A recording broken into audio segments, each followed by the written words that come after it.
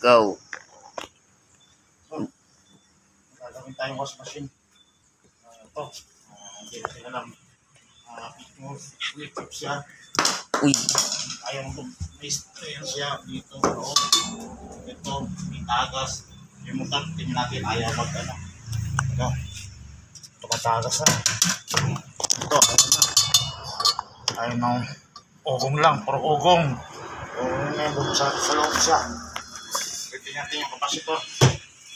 Ayaw na yung dryer niya. Ayaw kumahan na rin. Lakasan mo ng konti. Ito. Tatanggalin natin to.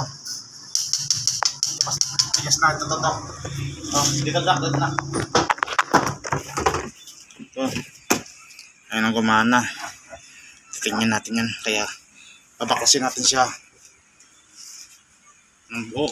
Tapos nangunguryente pa. Kuryente kasi din dito sa dahil tubig.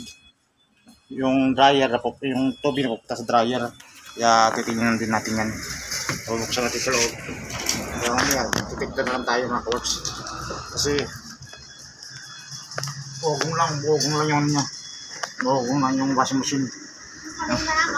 At titingnan din natin ito. Baka ito rin sira. Itong kapasitor ito. Yan. Hanggang pakita mo. Kapasitor din. Dito siya sa ilalim. Doon na, usog. Ito nang galing yan eh. Ito. Apat na ito. Apat na yan. Kaya ang kapasitor niya. Ayaw na kasi, ayaw gumana yung dryer. Tapos ito din, ayaw ugong lang siya. Kaya, dalawang problema niyan ito. Ito kayong nababasain tubig doon sa dryer. Kaya ganoon lang muna ako. Sa mga milk cake lang tayo. Okay,